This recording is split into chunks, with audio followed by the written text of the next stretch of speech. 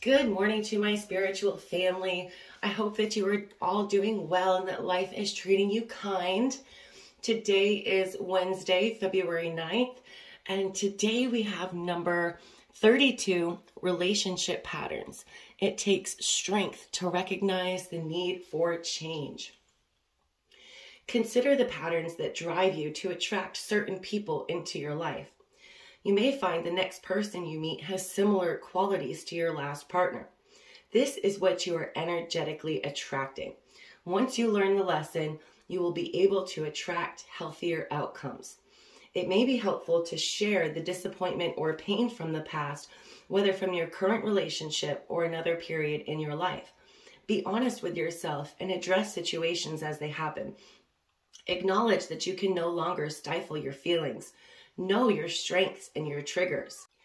See your past relationships as opportunities to grow and figure out what makes you happy. You have a better chance at a lasting relationship when you have self-awareness. Avoid idealizing past relationships as they can hold influence over future outcomes. Love will not magically make you feel worthy or happy unless you have achieved those values for yourself. A beautiful woman holds a hand mirror. She looks down at irises and a maiden playing a harp. The purple irises depict wisdom and power. It is time to cull through residual emotions of past relationships. It is time to break your precedents. The harp is about striking a chord of truth in yourself. And as we're talking about self-love a lot right now, another thing that I experienced before my self-love journey started, when I met my husband when I was 28, is that all of my previous relationships were 2 years, or on and off, and they were mainly people that I thought that I could either fix or that made me feel better in the relationship because I was constantly having to help them or do something for them or fix something. I was a fixer. And I started to notice this pattern, and I wasn't sure how to get out of it. And once I began my self-love journey and I found happiness within myself and the self-awareness that was just described, then I was able to really get out of that mode. I've never tried to fix or change my husband at all. I am a healer, so of course I've tried to help him heal childhood wounds and past life karma and all that fun stuff, but it's been entirely different than my past relationships.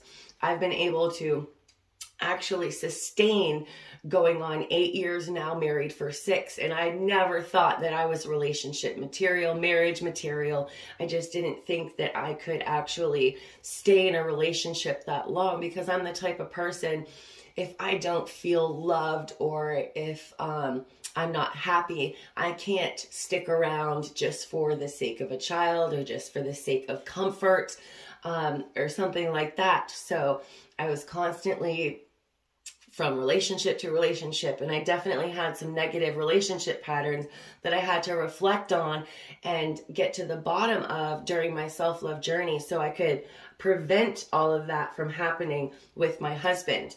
And I had a very long year. Like I said, it took me into a dark night of the soul, but I had some major awakenings and ascension, and then I became vibrating on a whole new level, which did match my husband's. So it recognizing the need for change in your relationship patterns might very well go down to the core of your self-love and self-awareness.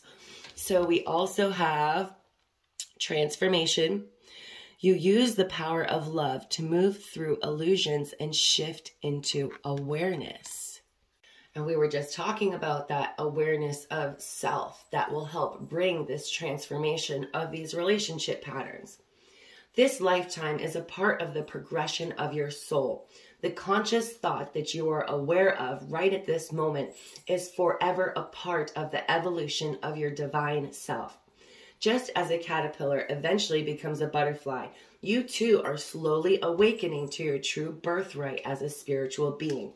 As you go through this awakening, others will see your light and feel your love. This soul-to-soul connection raises your vibration, allowing transformation to occur at an even quicker pace. Like attracts like, so be sure that the energy you are sending out is positive. Negative energy coming back to you will slow your growth. Okay, so something else I mentioned in a different video yesterday was that when I was starting my self-love journey and I realized that I did not love myself, it made a lot of sense why none of my even friendships, relationships were withstanding, or like I always felt like I was everybody's friend, but I was nobody's best friend. And really what it wasn't that nobody loved me or that I was unlovable. It was that the fact that I didn't love myself was actually reflecting in all of my relationships, okay? So like attracts like. My negative feelings about myself was actually attracting other, in romantic relationships, other people who also did not like themselves. So it really just became this negative pattern in relationships where I wasn't anyone's top friend, because not because I wasn't worthy, but because I was really pushing them away. We were also recently talking about pushing away good things because we don't feel worthy. I didn't realize that I didn't think that I was worthy or that someone would leave me in one of these relationships. So it wasn't that nobody cared about me or loved me or that I was nobody's best friend. It was that at the time I didn't really care about myself or love myself. Okay, and you have to be your own best friend first, and then it will reflect in your relationships. As you advance into this new awareness of yourself, it is very normal to have a sense of confusion and dislocation in your career, with your family, and even with yourself. The material things in your life won't carry the same emotional attachment they used to. Your relationship to yourself and others and your understanding of your place in the universe will change. Yes, it will. You will come to realize just how important you are in the grand scheme of things.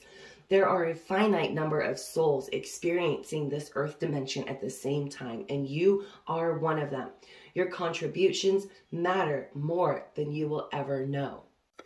And it's true that when your vibration raises and you have these awakenings and you begin the self-love process, that you're going to find that some relationships, some friends, even some family members, romantic partners won't be coming with you because you're not going to be vibing on the same level anymore. And it's not that you don't care about them, but it's that you can't bring people with you on a spiritual journey when you're focused on yourself and bettering yourself every day when those people are not.